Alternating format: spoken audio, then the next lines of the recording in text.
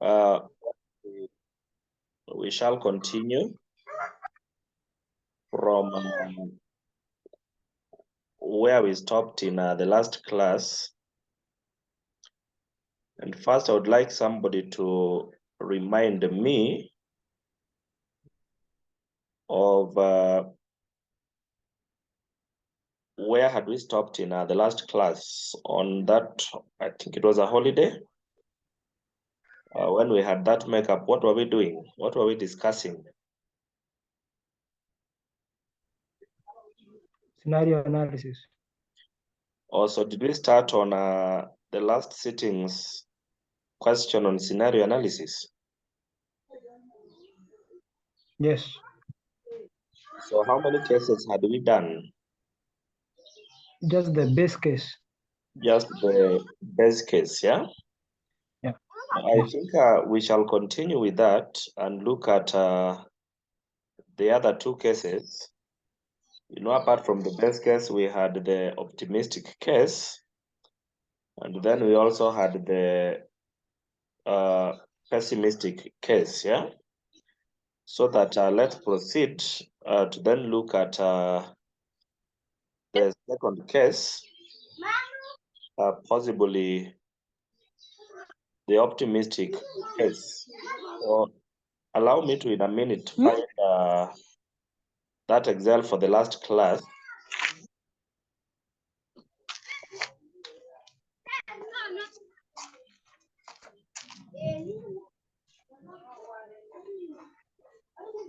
Yeah, somebody has not muted. Somebody has not muted.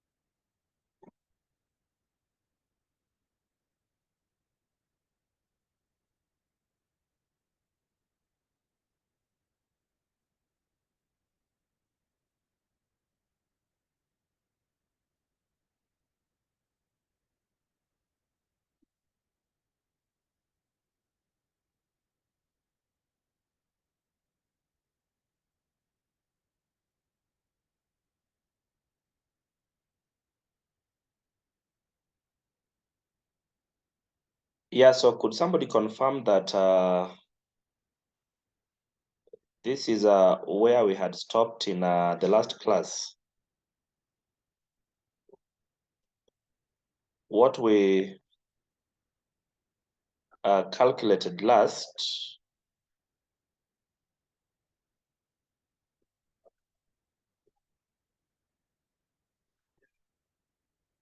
calculated last was the NPV and the internal rate of return for the best case or the expected case, yeah? So you have to remember that in the same manner, yeah? In the same manner, we shall have to compute, or rather we shall have to analyze the second case, Let me start with the optimistic case.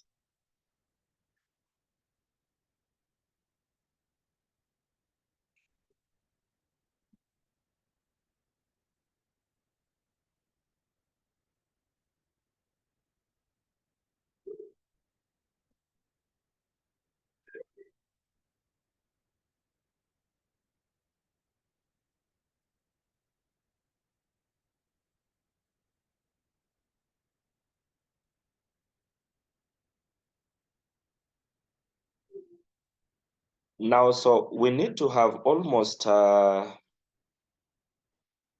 similar workings so that we shall still arrange our work in the same manner. Only that for now, the second case, we shall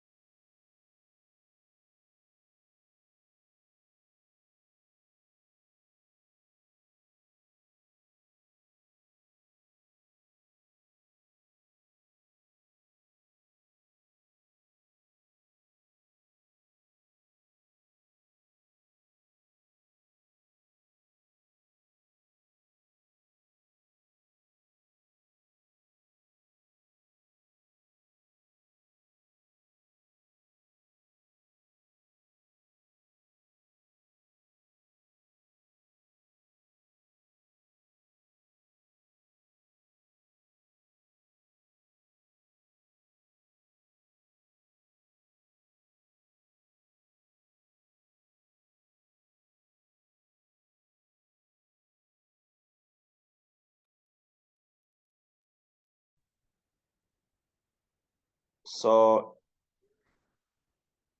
under the expected, the initial investment was 100 million. The changes for the other two cases are these percentages. And when you check on under the optimistic case, we have that the initial investment should change by negative 20%, yeah? In simple, what does this mean? That under the optimistic case, the initial investment should be how much? Let me hear from one of you. When the expected was 100 million, and then now the optimistic, we have minus 20%, so a change of minus 20%. How do we get the initial investment for the optimistic case?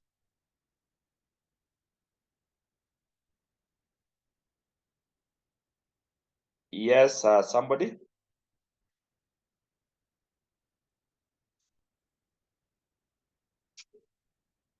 Would I hear from somebody?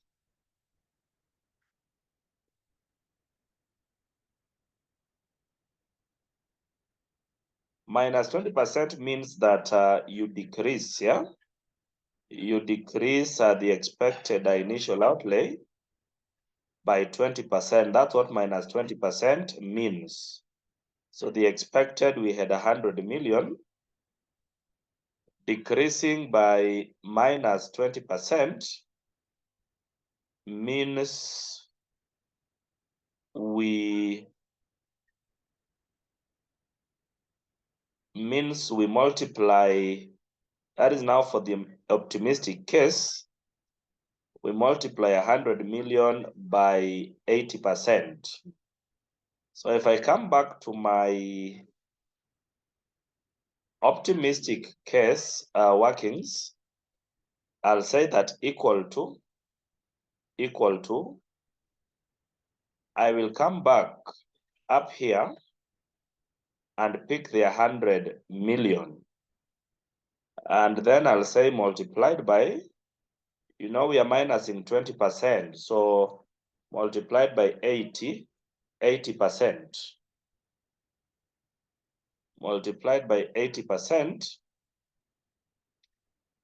That will therefore give us a figure of minus 80 million, or rather 80 million, so that I need to make it a negative.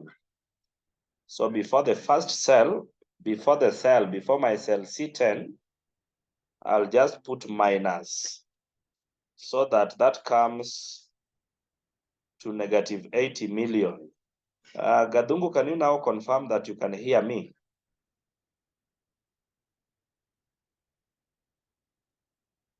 Can you now hear me, Gadungu?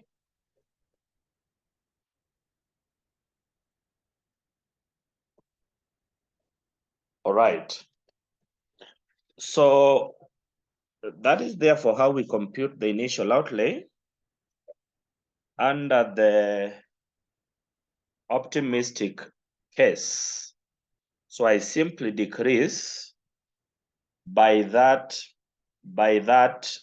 20%, so that I have negative 80 million. Now let's look at the residual value. So under the expected, the residual value was an amount of 20 million. For the optimistic, we are told that the change we expect is then plus 10%. Plus 10% means that we increase the 20 million by 10%. We already saw that the initial outlay apply for year 5, yeah? That's when the project ends. So under year 5, we will say that we have equal to I pick the 20 million under the expected. I multiply by what? Plus 10% means you increase.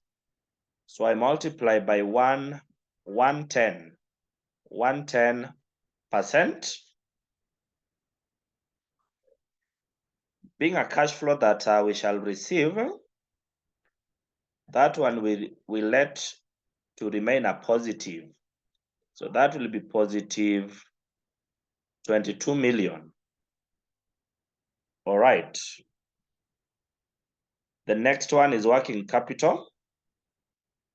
Now for the working capital, again, we were told that we have the initial. And under the expected, the initial, we have 15 million. Under the optimistic case, the change should be minus 5%. So we decrease by 5%. So I'll come back to my workings again. And under period 0, I will say that equal to, I'll pick the 15 million, but then I will decrease it. So times 95%. So again, before the cell, I will put minus so that I have a negative cash flow, that being an expenditure. What I get is 250,000. We then need to make adjustments for inflation for year 1 to year 5, or rather year 1 to year 4, because we saw that year 5, the initial, or rather the working capital, then reverts. So in year number 1, how much shall we consider? You know, we had agreed under the expected case that the only considerations from year 1 to year 4 are the increments by inflation. So I'll pick the initial outlay for year 0. I will increase it. So I will multiply by how much inflation rate do we have under the optimistic case. When I come back to the question, under the optimistic case, the inflation should be 3%. You know, under the expected case, it was 5%. But then now under the optimistic case, we change that to 3%, so that for year number 1, the increment will be 427,500.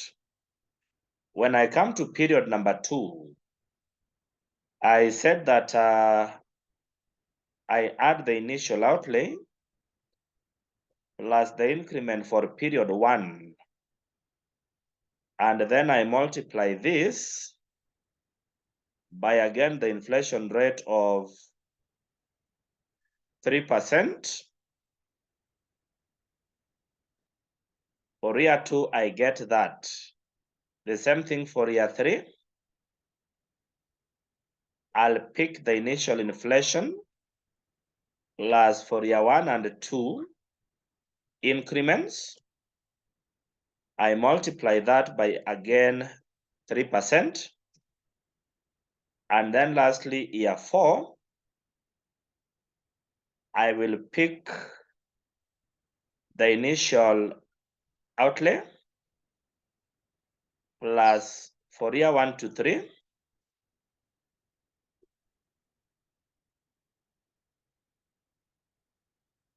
and then that I will multiply again by 3%. Of course, lastly for year 5, we said that those cash flow reverts. so that this will equal the, of course, negative the summation,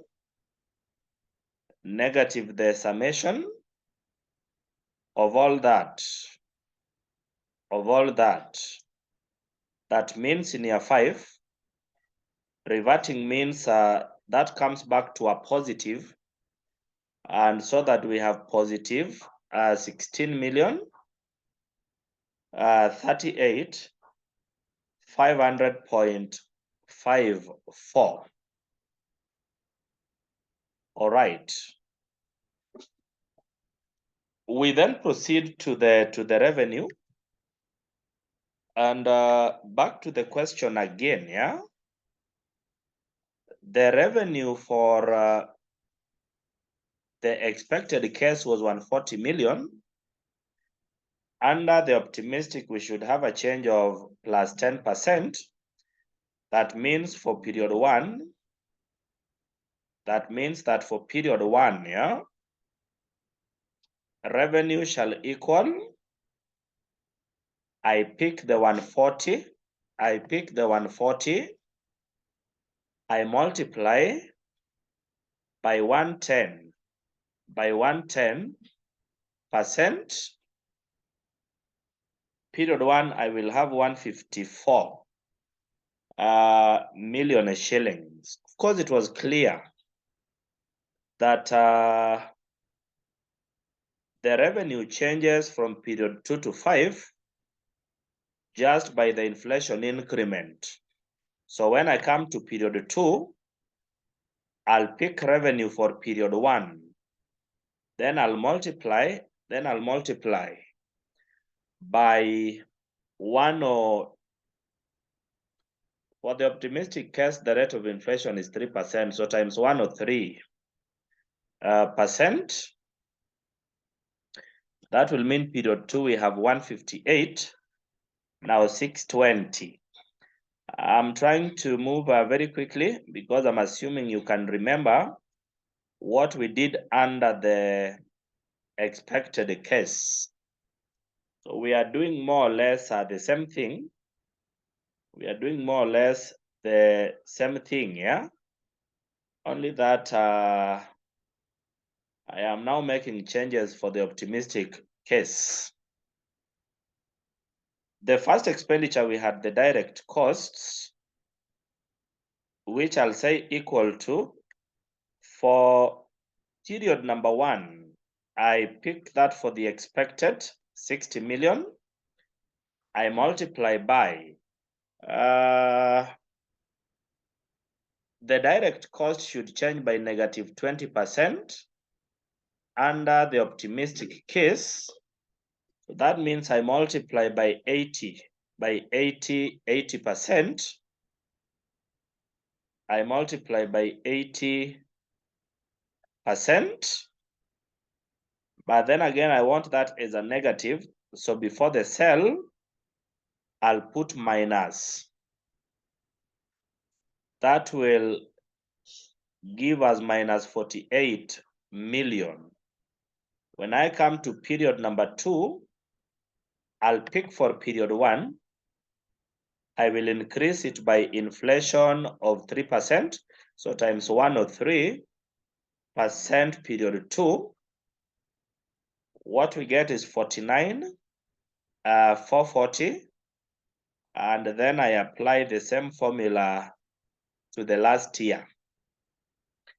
So the same thing for the incremental fixed cost, where again for period 1, I pick the expected 40 million, but then I change it by minus 10%. So I multiply by 90%, so that period 1, that's 36 million. But again, to make it a negative before the cell, I put minus. Then when I come to period 2, I take for period 1, I multiply by again 103%. so that I then apply the same formula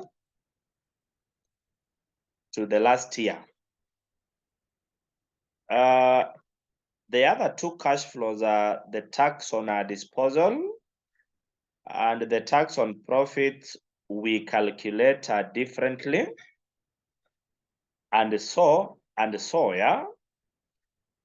The first working we need is for the first working I need, yeah. The first working I do,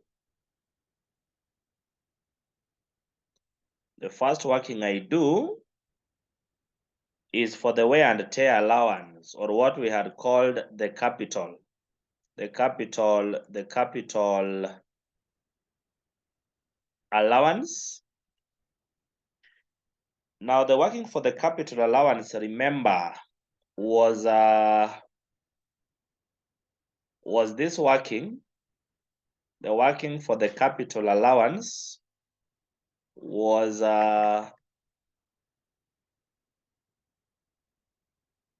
looking for it. I'm looking for what we did under the expected case.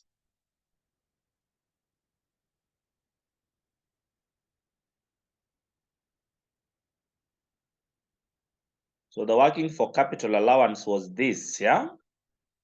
This one here. So what I'll do is to again, what I can actually do is to copy that information. I'll copy this.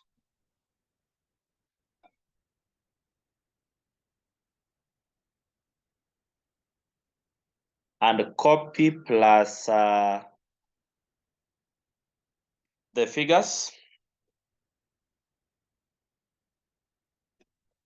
And copy plus the figures.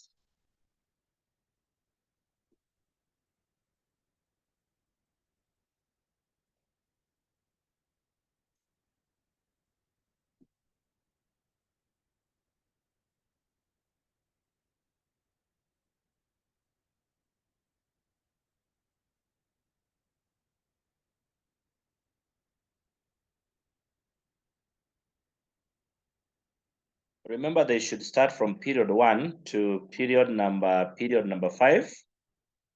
That way. The only thing I need to change, yeah, remember, is the cost of the asset at start of period 1. They are 100 million, which is this, yeah. They are 100 million, which is that. The one I have in yellow changes when we now come to the optimistic case, yeah. We have seen that under the optimistic case, the 100 million, the initial investment, reduced to just this 80 million, yeah. So I'll change this to 80 million shillings. I'll change that to 80 million shillings. Then capital allowance, we know that should be 80 million multiplied by 30%. That gives us that. And so the carried forward balance will be, allow me to make the capital allowance a negative by putting minus before that cell, so that the carried forward figure is that 80 plus the minus 24. The written down value for period 1 is therefore that 56 million shillings. And so I said at the start of period 2, we should have the carried forward at end of period 1, yeah? Then I said that apply that formula across, that is to the last year. The same thing as the formula for the 24 million for the capital allowance.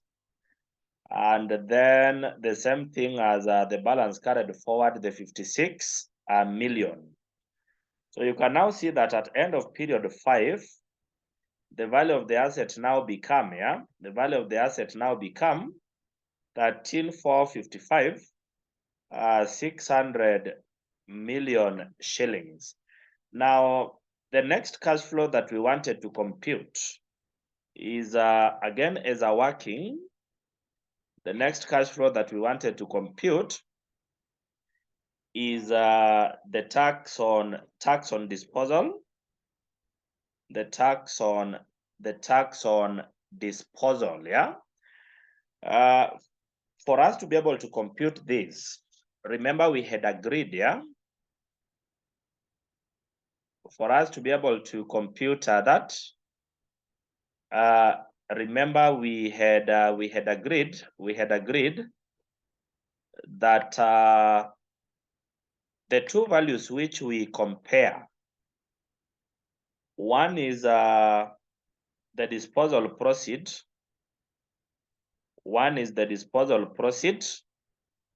which we compare with asset value, the asset value at the time of disposal. Now the disposal proceed is the scrap value,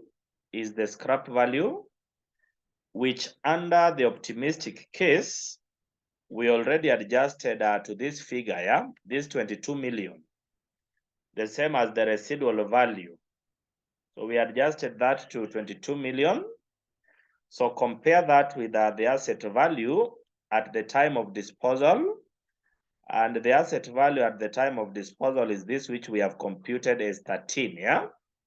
So that when the two are compared,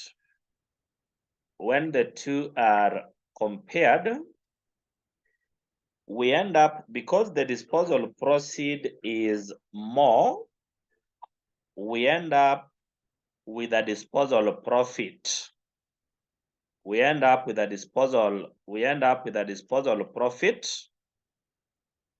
which in this respect is 22 million minus the asset value at disposal, the 13.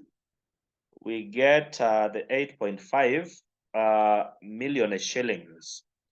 Now, being a profit, remember we tax it. Being a profit, remember we tax it, so that the tax payable, we then have this 8.5 multiplied by 30%. That is the taxation rate. Tax payable, we then have 2.5 million shillings. That's an outflow at end of year 5 when the asset is sold. If that is the case, I come back to my schedule for the cash flows. Remember, at end of year 5, I'll say that equal to. So tax payable on profit on disposal, so equal to negative this 2.5 million. So negative the 2.5 million shillings. So that's it for the taxation on the profit made upon disposing the asset.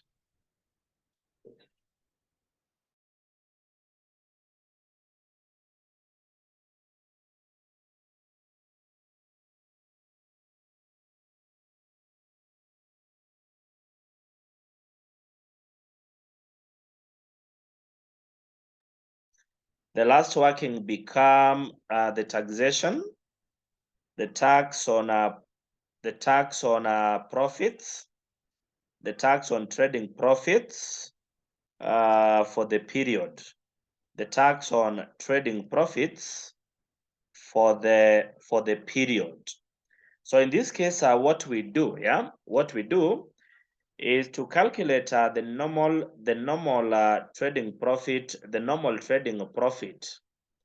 which is sales revenue less the operating expenses, yeah. Again, in this case, what I will do is to copy the revenue, and the expenses which follow it. You know, there were only two operating expenses from this cash flow information. there were only two operating expenses, yeah? That is the direct costs, and then the incremental fixed, now costs, yeah? So what we can do is to copy, yeah? What we can do is to copy the revenue for period 1. And for period 1, we have computed a revenue under the optimistic case. We have computed a revenue of 154 million. So that's what we have. So to very quickly fill the figures, just apply the copying formula to the other two cash flows. Then apply that formula row-wise to the last year, so that automatically you have the figures straight away. Now, we did agree that one more expenditure to then consider is the capital allowance, because normally for taxation, that's an allowed expenditure instead of the depreciation which we have in normal accounting. So I will then say that I'll copy this for period number 1. That's the 24 million computed above. We have computed that already, 24 million. So that I then apply the same copying formula to the last year. Now, if that's the case, then we can compute the trading profit, the trading taxable profit, the trading taxable profit. So the trading taxable profit for the period. And this will be a total of, I simply sum up those figures. So that will be a total of 46 million period 1. And so I will apply the same formula to the last year. So those are there for the trading profits we have made, yeah? For year 1 to year 5, remember we have to tax them. So that the tax payable, period 1 will have the 46 million profits for period 1, multiplied by tax rate, we have 30%. And so what we get is 13.8 million. Then I apply the same formula again across to the last year. If I do that, remember, I now have the tax as a cash flow on the profits to be made per year. So I come back to my cash flow schedule and say that equal to negative 13.8 equal to negative 13.8 for period 1. So remember that that's taxation that we shall pay. So you have to make it a negative cash flow.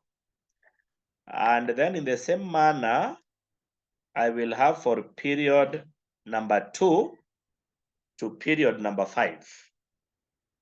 And with that, we have now computed what we had called the relevant cash flow under the optimistic case. Under the optimistic case, period 0 now to period 5. What the question wanted we do, yeah? Not is to compute NPV and also compute the internal rate of return, so that how much are they? So how much are they for now the optimistic case? So in the case of the NPV, remember we'll type equal to NPV equal to NPV, open bracket, open bracket.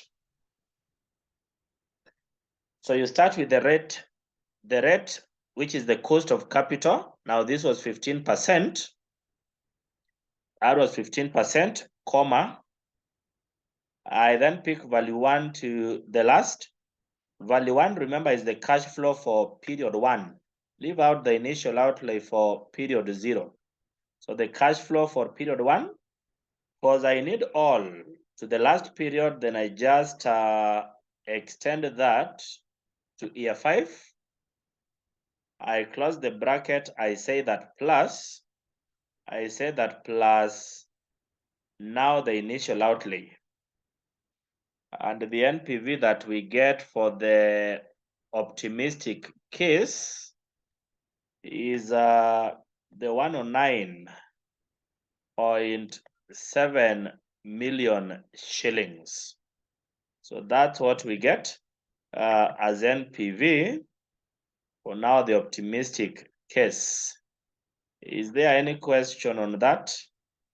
That far? Is there any question from anyone?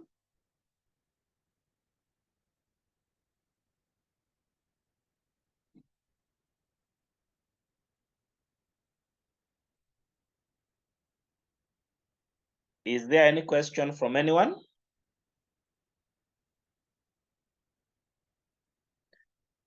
If there is no question, then we can compute the internal rate of return, which is equal to internal rate of return in bracket. Remember, we now pick all the values. So I pick from period 0 all the way to period number 5. Number 5, I close the bracket. The internal rate of return which I get is 55%.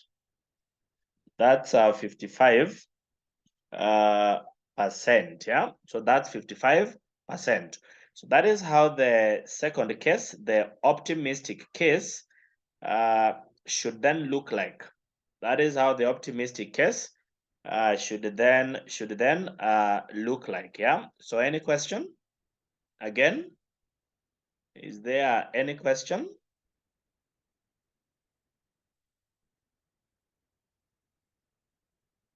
Any question?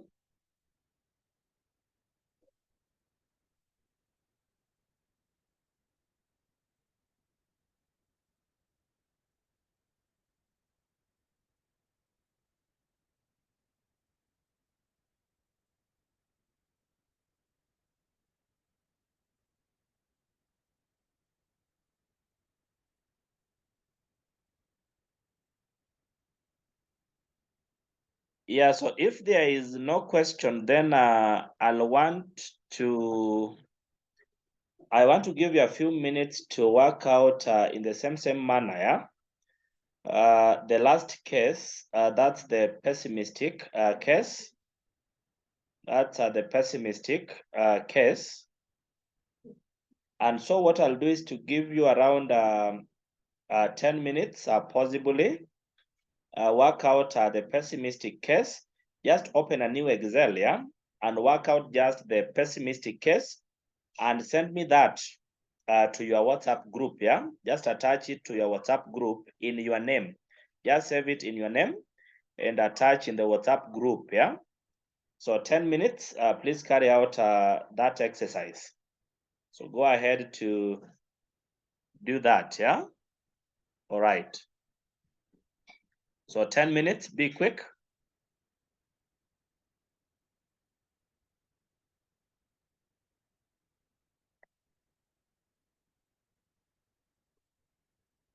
So Lillian, you want me to share which one?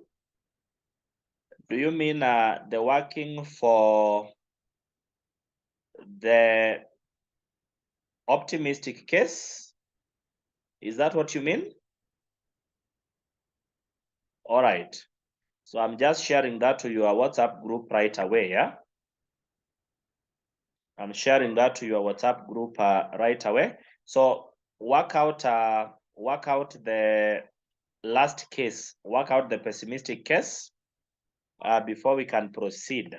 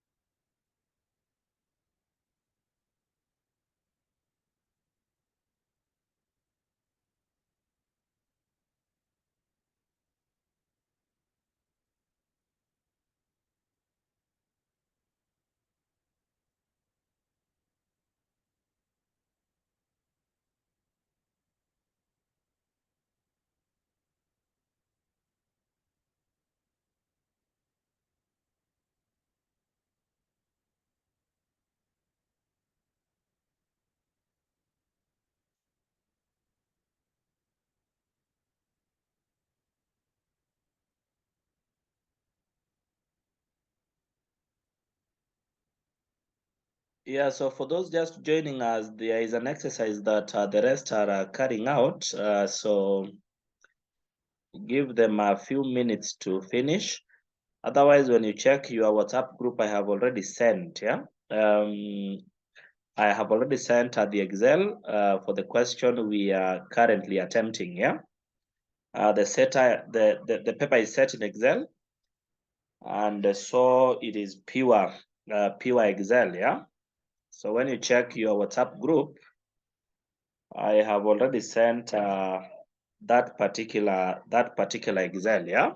So you can be looking at the question, and the first two cases which we have attempted, that is the expected case, and of course the pessimistic case, yeah? The last case which the rest are working out is what we call the pessimistic case. So we worked out the expected case and the optimistic case. So they are working out the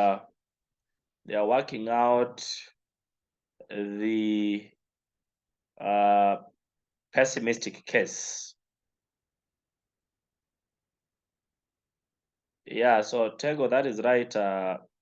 Wait a few minutes so that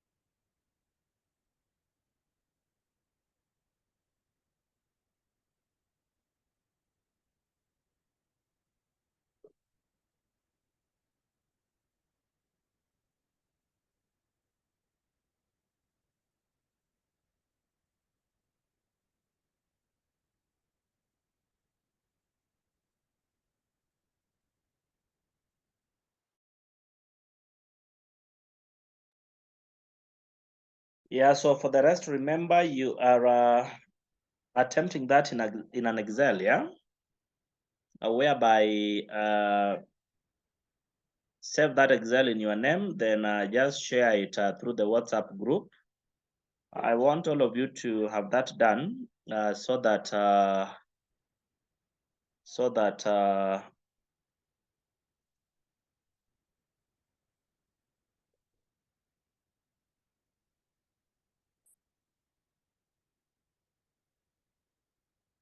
I want you to have that done so that we proceed on, yeah, all of us together.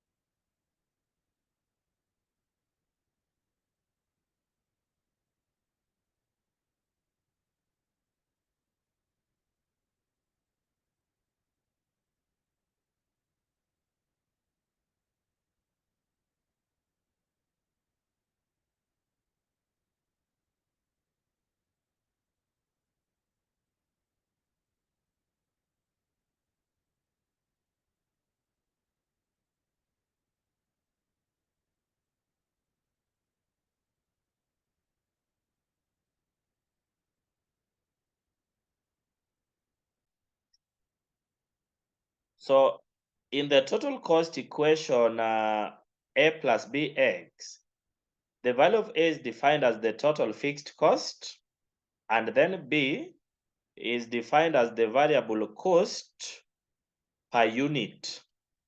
Per unit, the value of X is what we do call the activity level, same as what in simple words we can call the number of units. But of course, X is what we do call the independent variable. The independent variable. Of course, independent in the sense that the value of Y, and Y is normally the total cost. This is what we do call the dependent now variable. So that the total cost equation can then be summarized as Y equaling A, remember, plus BX. Remember, plus BX. So that as we then estimate costs based on the two methods which your syllabus require that we look at, our main task shall be to be able to come up with this equation in this form. And if you remember, for us to be able to come up with this equation, concern will be to compute A and B. Concern will be to compute the two values which I have highlighted. Once you have A and B, then you can come up with the equation Y is equal to A plus BX. The high-low approach and the regression analysis approaches shall be concerned about how do you get A and B, so that at the end of the day, we then have the equation Y is equal to now A plus BX. We have come to the point we want to look at, yeah? How then does the high-low approach estimate the value of A and B? And somebody has told me in the chat already that, so Lillian says that highest and lowest values of the fixed and the variable costs. Now, how does the high-low approach work? What the high-low approach or method does, remember, is to pick the highest and lowest values. That's why you have the name high-low. It picks the highest and lowest values of X and Y. So you pick highest and lowest values of X and Y. Based on the highest and lowest values of X and Y, we determine what we can call a change. And a change in this respect is the highest minus the lowest value. So we shall look for a change in X and Y as the highest minus lowest values of X and Y. Based on that change, we can then determine the value of B, and then thereafter, we proceed to compute the value of A.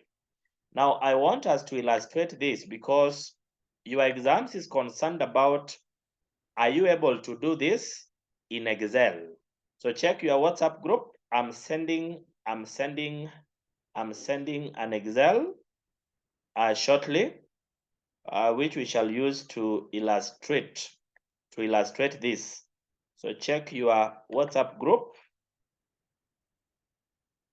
and download that Excel.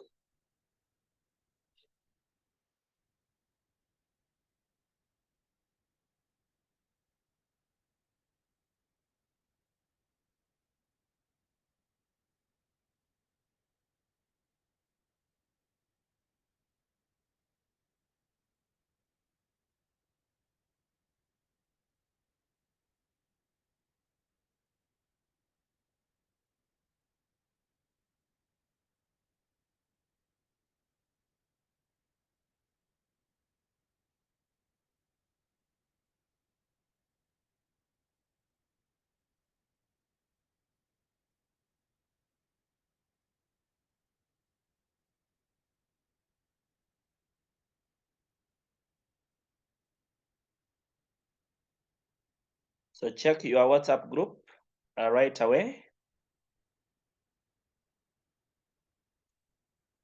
Download that Excel. We shall use that to illustrate the two methods of cost estimation. And in that Excel, what you'll see is what I am sharing on your screen.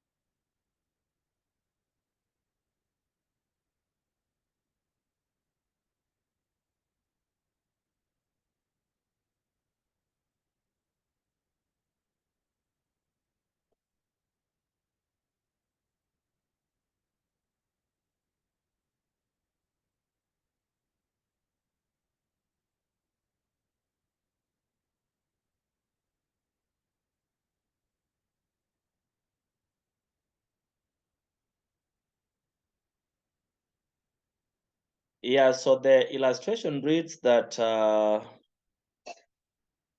consider the following data provided by your CFO about production in the last year.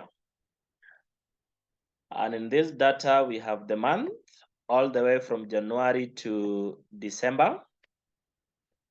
We then have quantity in units. In statistics, the quantity is normally X. And then we have production cost, which is normally the Y.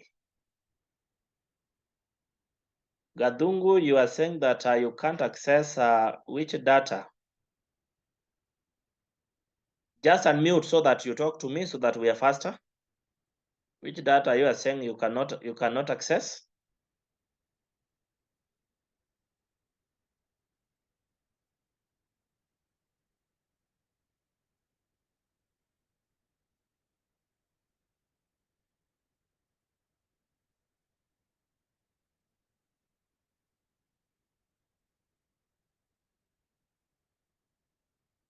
Gadungu, I've just sent that to your WhatsApp group, yeah? Can you just check again, yeah? Just check again.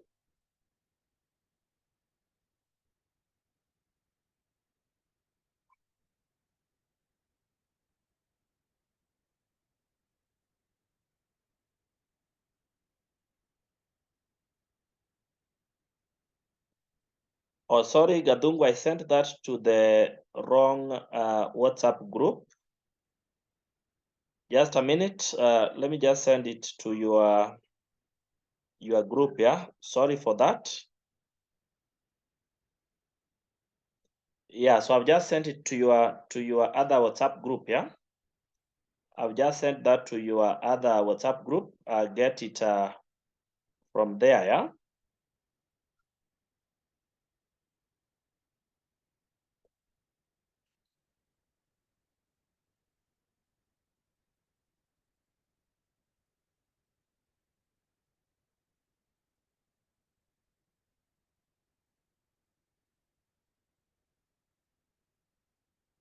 All right, so access that so that we look at that info.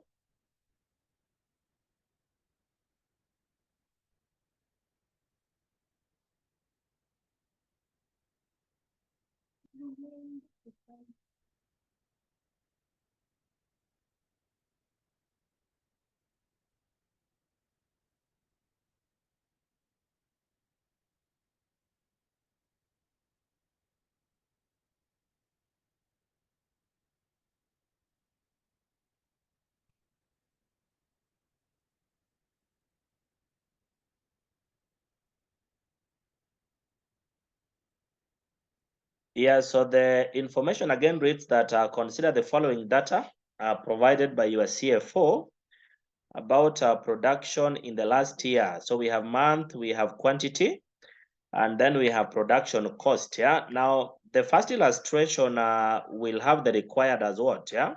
Let your required be. Yeah. That estimate cost equation.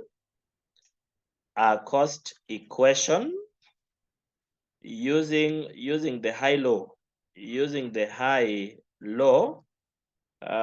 method, using the high-low method. So how does the high-low method work? Actually, let's have two requirements. Let that be required number one, or let that be required A, and then we can have required, B. Required A and then required B, that based on the estimation in A above, calculate the cost of, say, 400,000 units. Estimate the costs of say 400,000 units. Now, under the high-low approach, remember, we are concerned about the highest and the lowest value of, I have said, X and Y. And based on the highest and lowest value of X and Y, we determine what we can call change. And I said that change is the highest value, you minus the lowest value. Based on that change in X and Y, we determine B, which based on we then proceed to determine A. So what I'll do is to say that for the solution,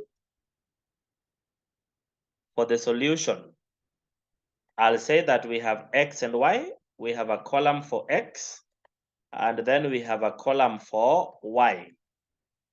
Now, the two values which I need are one, I need the highest values, and then also I need the lowest or least value. So I need the highest value of X together with the Y that corresponds to it. And X in this information, remember, is the quantity. The highest quantity we have which one here? Somebody. What is the highest quantity?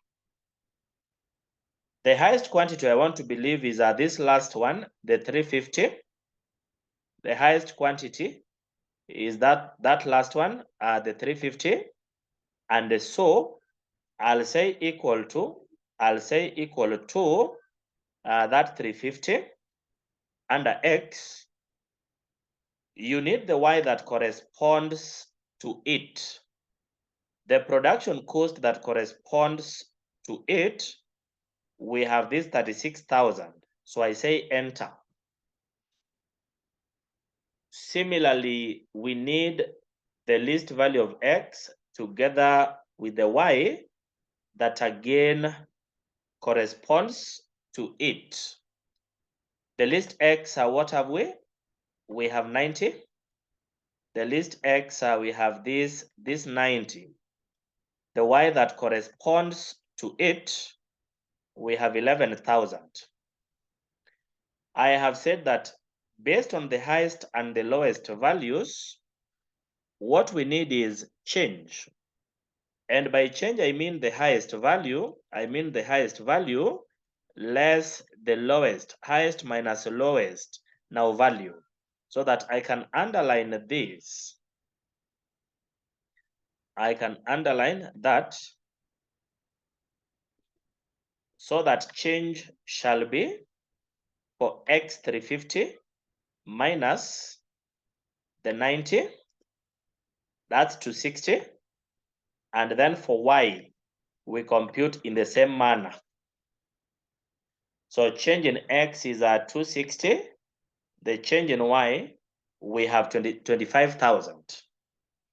Now, based on this, we can proceed to compute the value of B. B, we have said, is the variable cost. Remember, per unit. And the value of B is normally the same as what we can also call the slope. If you remember, if this data is plotted on a graph and you fit for whatever you've plotted what we call the line of best fit, the slope for the line that you fit is what used to define B. And when you talk of the slope, which is the same as the gradient also, this is normally computed, yeah? This is normally computed as change in Y, The change in Y, you divide by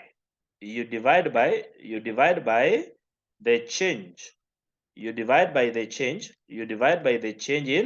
in X.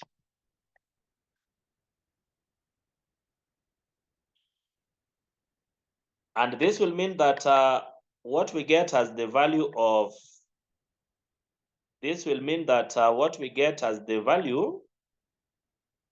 B this equals what?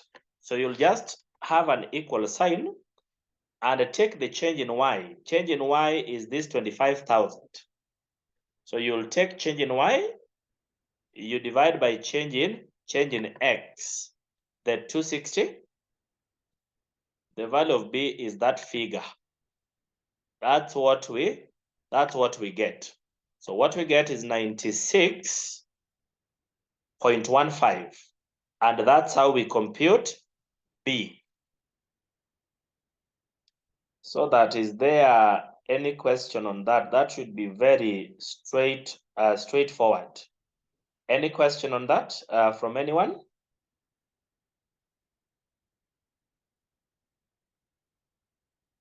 Is there any question on that from anyone?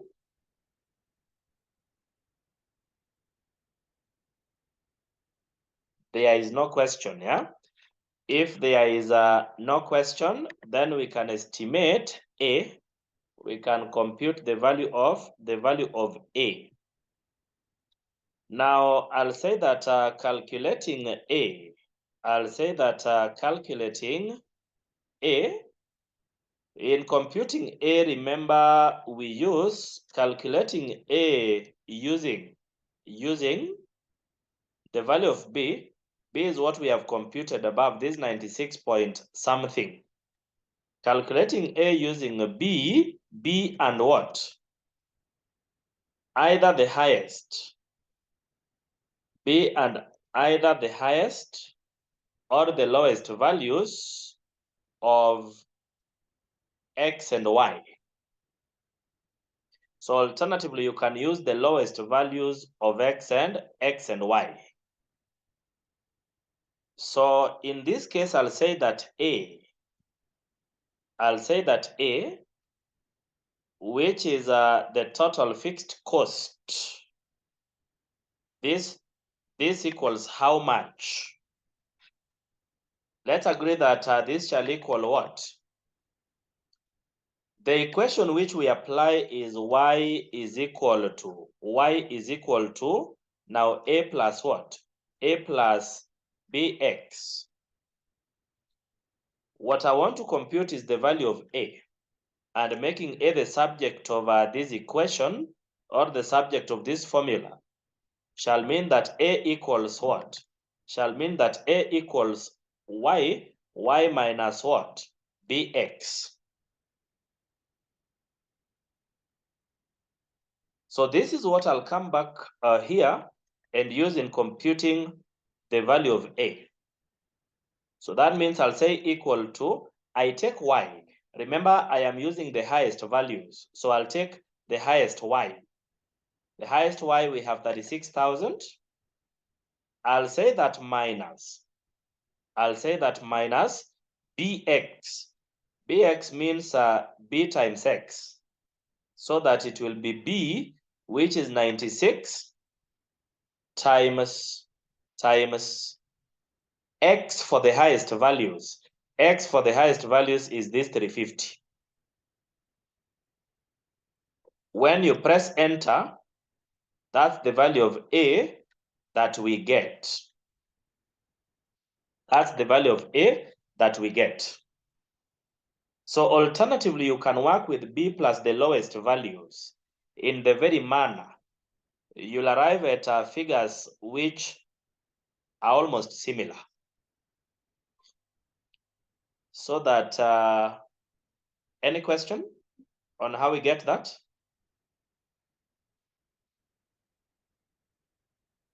If there's no question, then remember, you can now estimate your cost equation as y equaling now A plus bx. A we have computed 2346.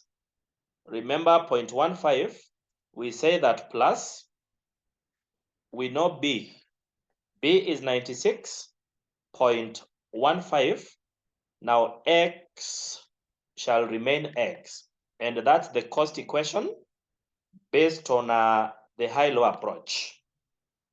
That's the cost equation based on the high-low approach. Is there any question on that?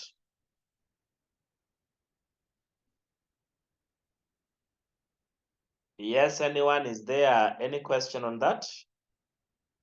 Any question, anyone?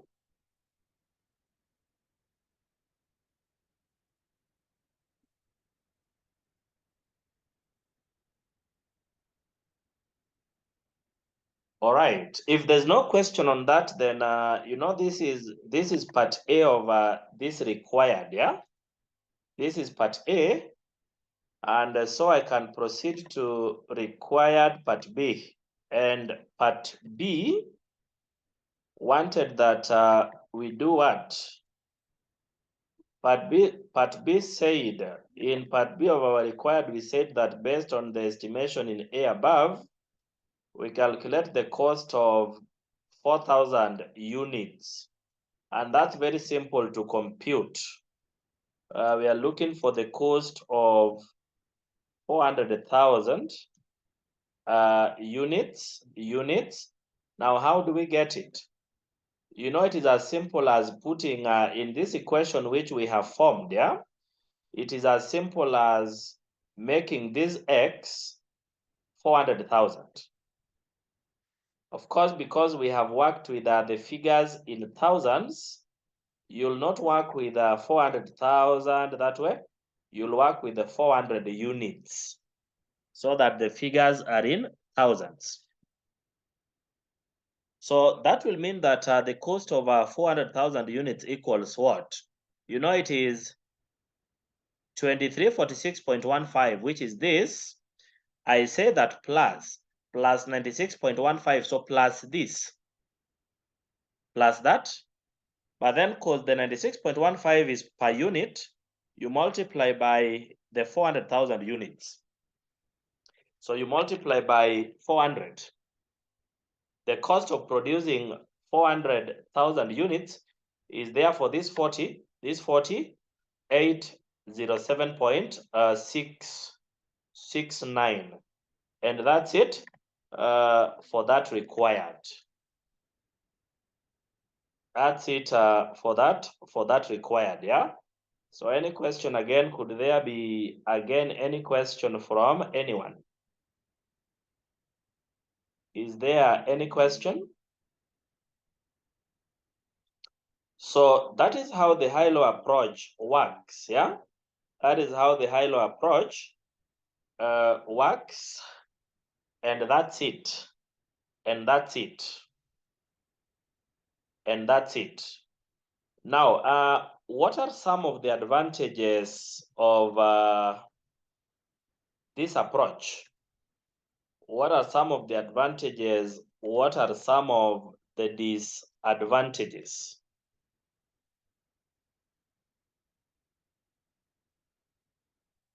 Some of the advantages, some of the disadvantages.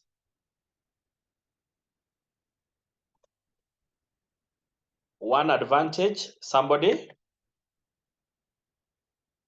We can actually just look at one advantage, one disadvantage.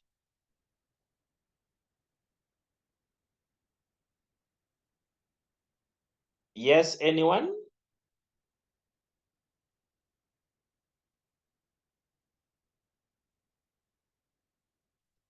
Somebody, what is one advantage?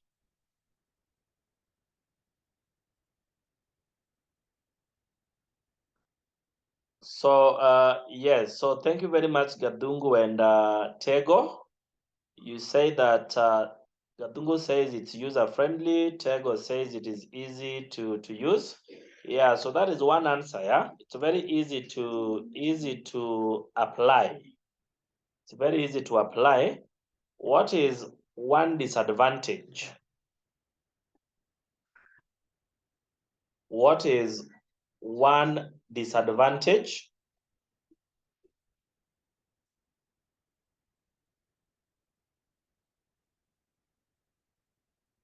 Yes, somebody? What's one disadvantage?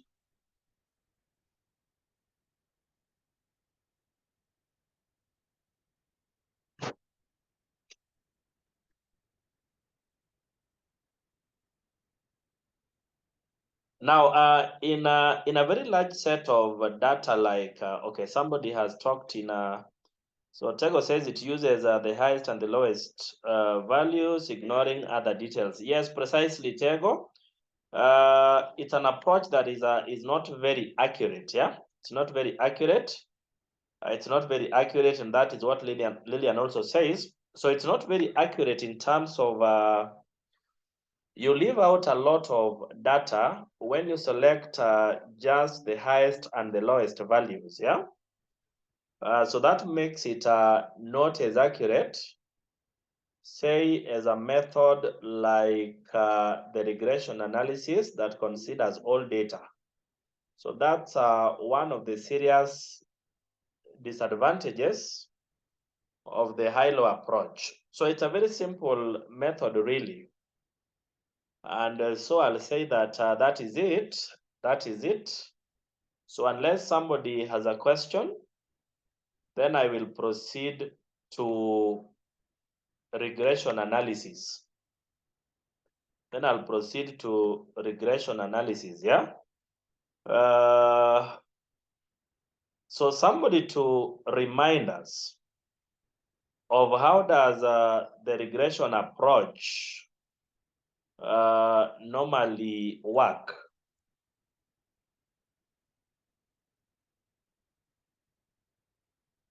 How does regression analysis normally estimate costs?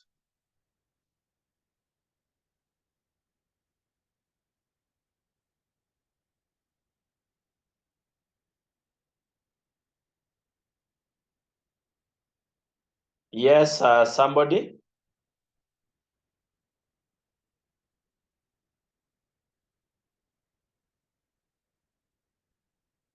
The regression approach, which is now method number 2 and discussion, the regression approach, regression analysis. The regression analysis approach is what we can call the statistical. We can call it the statistical method. So in other words, it uses what we can call statistics to come up with the cost equation y equaling a plus bx.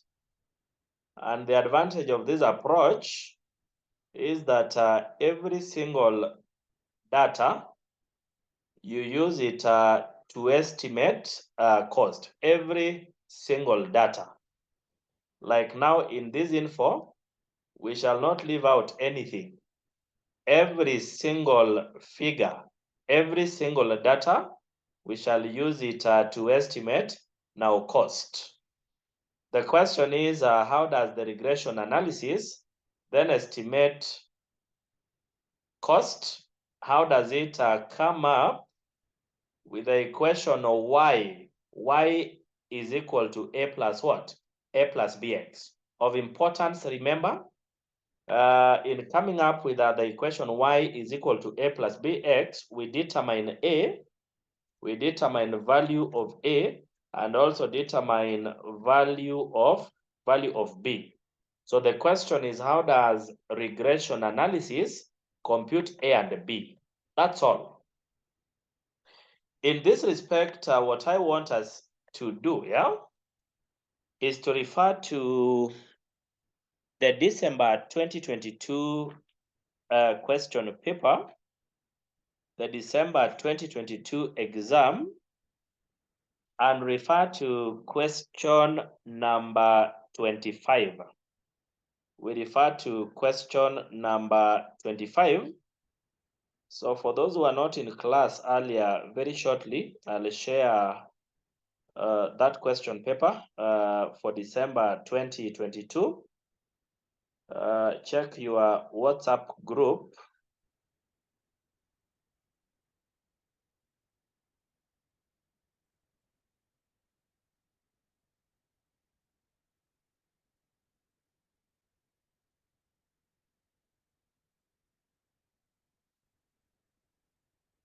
So I've just shared that question paper again, so that let's refer to the last question, which is question number 25, Let's refer to question number 25.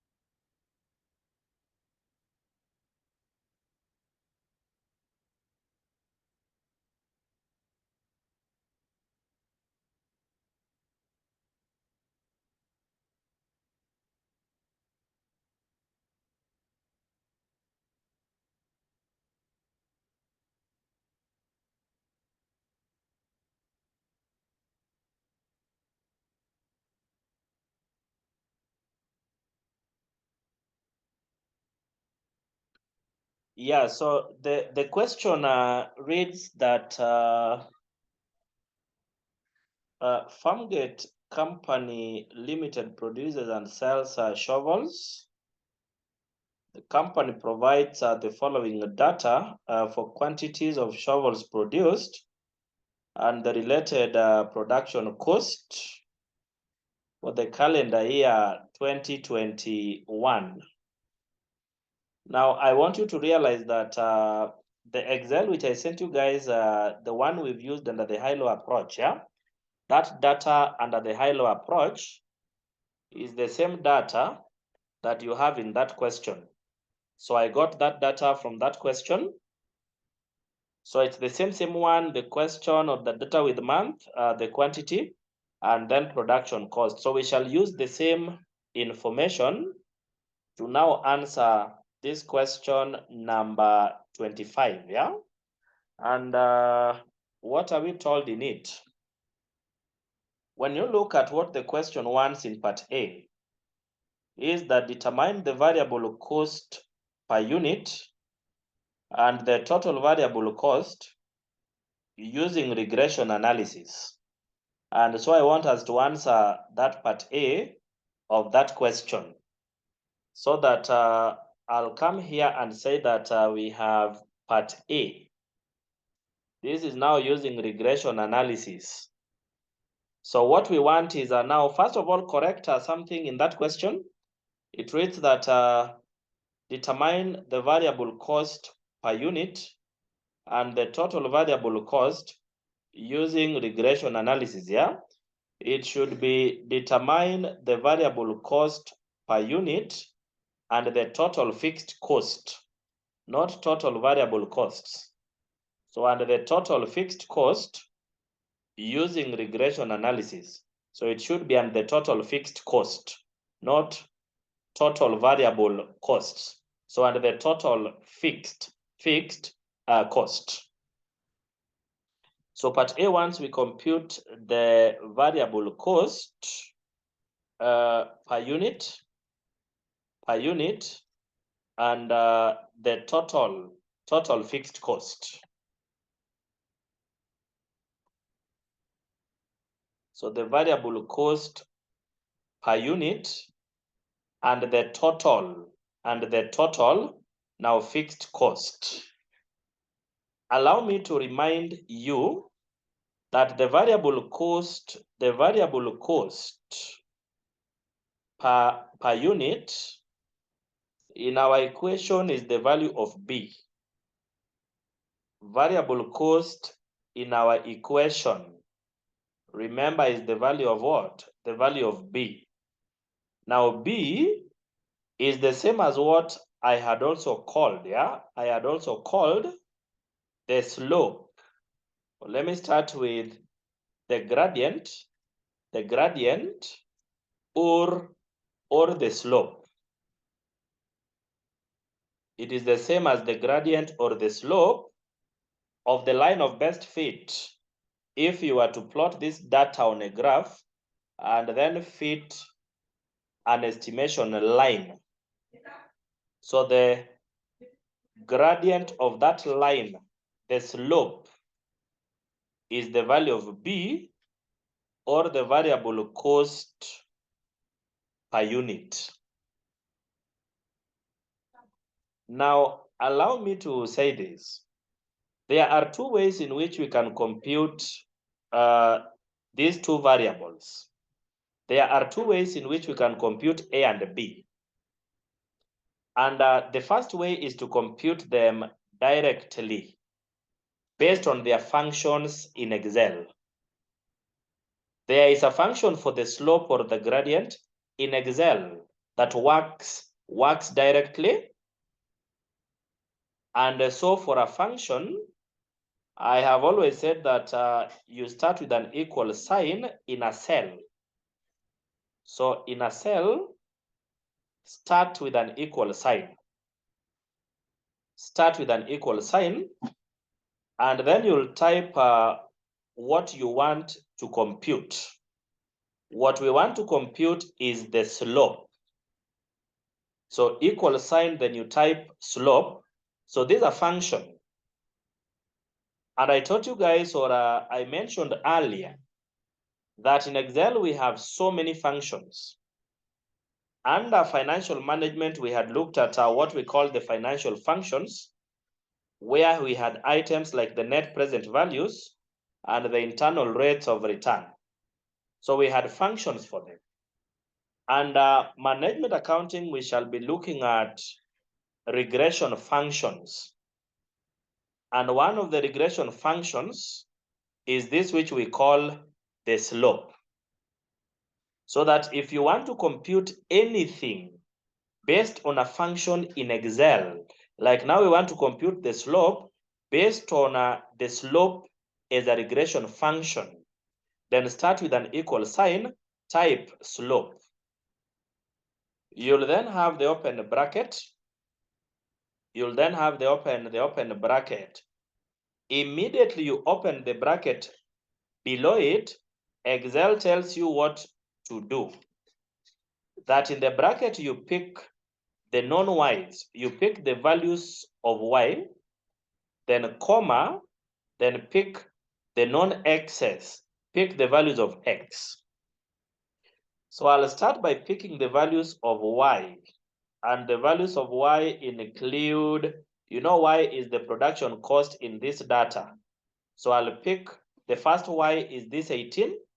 I want all of them, so I drag to the last one. I drag to the last one. Then I put a comma. Then you pick the values of the x's. I pick x. The first one is 150, but I want all up to the last. I close the bracket. I close the bracket, and then I press enter. And then I press enter. If you press enter, the value of B, that is the figure that that we get. We get 95.17. So that's how very simply, how very directly, based on the function straight away, we can compute the value of B. So is there any question on how we get that?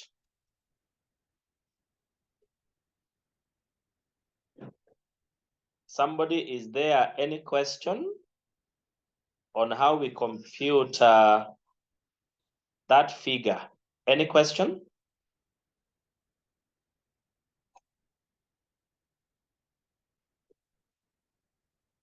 All right. If there's no question, then we can proceed, yeah, to look at how we get the total fixed cost. And the total fixed cost, we have said, is the value of A. The total fixed cost, we have said, is the value of A. Now in Excel, again, the value of A is a function. And the value of A is what we shall call the intercept. The intercept. In other words, if this data is plotted on a graph, you'll realize that the function for the total cost will not start at 0. It will normally start at a cost above 0. Why? Because the fixed cost can never be a 0. Variable cost can be a 0, but the fixed cost is never a 0. At the point you have the fixed cost, the total cost function normally touches the y-axis of the graph you would plot. The touching of that total cost function on the y-axis is what we call the two intercepting. So the total cost is therefore called, the total fixed cost, sorry, is therefore called an intercept. And what we shall do is, yeah, being a function also, to get it, we shall start with an equal sign. So we shall say that equal to, yeah, equal to, what we want is the intercept. What we want is the intercept. So you type intercept equal to intercept, and then you say open bracket, and then you say open bracket,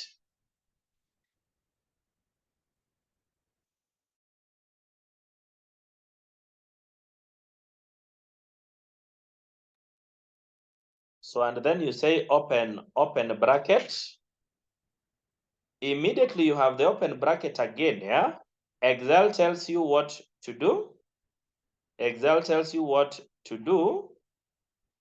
That is, you compute, or rather you pick the values of y, again pick the values of x. So in the same manner, yeah, I'll pick the values for the production cost, all of them to the last. And then I'll put a comma, I'll pick the values of x, I'll pick the values of x, I'll close the bracket. When you press enter, then immediately you have the value of a as that figure.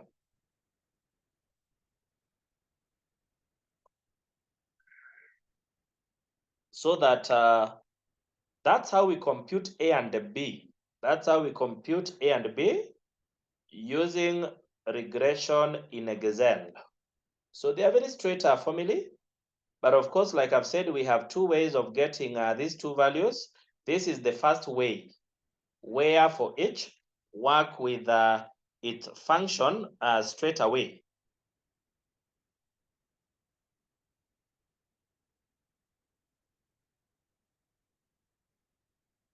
So that is there any question from anyone?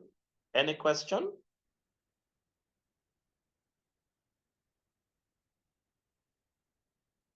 All right, if there's no question, then that is it for the first way in which we compute the two, yeah? I want to then stop there, yeah? So that for the second way, let's start on this in the next class. So that Gadungu, please, as I start the next class next weekend, remind me to first show you the second way of getting these two, yeah? So Gadungu, is that possible, or that is too much work?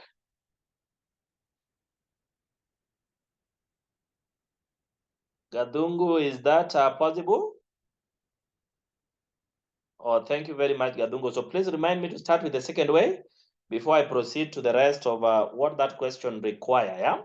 All right, so thank you very much, ladies and gentlemen. I will be stopping there, yeah? Let's proceed on next weekend from there.